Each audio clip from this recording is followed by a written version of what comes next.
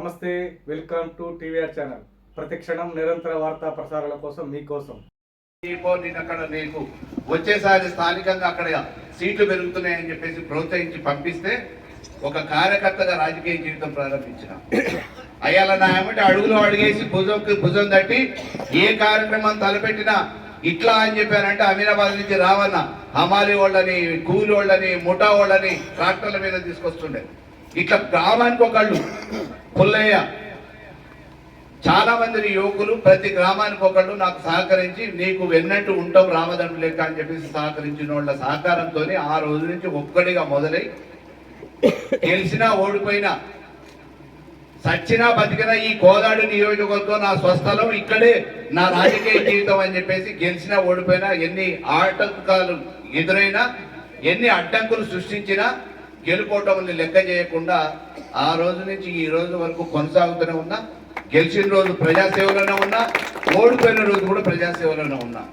ఇవాళ కొంతమందిని పబ్బం గడుపుకోవడానికి పుల్లెగండ్లు వ్యవహారం నన్ను రాజకీయంగా ప్రత్యక్షంగా తట్టుకోలేనోడు, ఎదుర్కోలేనాడు, ఇక రకరకాల ప్రయత్నాలు చేసిరు. అప్పుడు టికెట్ రాదని ఒక రకమైన ప్రచారం, వచ్చినాక మళ్ళా గెలవడానికి ఒక రకమైన ప్రచారం. ఎప్పుడు నేను 2004లో రాజకీయం మొదలుపెట్టిన కాడి నుంచి అటు వరకు ఎవరు కూడా ప్రతిసారి నన్ను ఏదో టికెట్ వస్తుందని ఎప్పుడు చెప్పలే. కానీ నాకు టికెట్ రాకుండా ఎప్పుడు పోలే. మీద గెలిచిన మీ అందరి సహకారంతో ఆ తర్వాత జరిగిన 1 నెల 2 నెలల వ్యవధిలోనే జరిగిన ఎన్నికలలో ఈ నియోజకవర్గంలో అప్పటి వరకు 70 సంవత్సరాల రాజకీయ నేపథ్యంలో మేము ముత్తండులం అని చెప్పేసి జబ్బా జరుపుకొని రాత్రి కూడా బ్రోకర్ పనులు చేసేటోడు ఎన్ని రోజులు ప్రాతినిధ్యం వహించినా ఒక్కనాడు కూడా ఈ నియోజకవర్గంలో ఎన్ని మండలాలు ఉన్నాయో అన్ని మండలాలు ఆ పార్టీ తరఫున అధికారం ఉన్నా లేకపోయినా గెలిపించలే. కానీ మొదటిసారిగా ఎమ్మెల్యేగా నేను ఈ నియోజకవర్గంలో 6 జెడ్పీటీసీలు గెలిపించినాం. ఈ మండలంలో ఉన్న అన్ని సొసైటీలు గెలిపించుకోగలిగినాం. మున్సిపాలిటీని కైవసం చేసుకోగలిగినాం. గ్రామ పంచాయతీ గెలవదని చెప్పేసి గడగడలు ఆడుకుంటూ వచ్చి కాళ్ళీళ్ళు పట్టుకుంటూ వచ్చి మాట్లాడితే వాని ఇంట్లో కుటుంబ సభ్యులు కూడా గెలిపించినాం. అది నా ఒక్కరి శక్తి కాదు, మీ అందరి సహకారం. మీ అందరినీ రంగంలో దింపి సమాయత్తం చేసి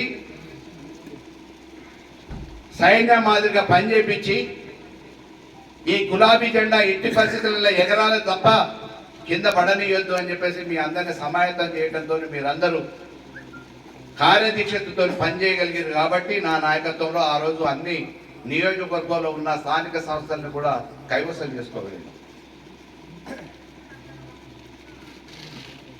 పనికిరానోడు మామూలుగా చాలా మాట్లాడుతున్నారు ఇవాళ, కానీ రాజకీయాలలో నేను ఎప్పుడు పారిపోలే.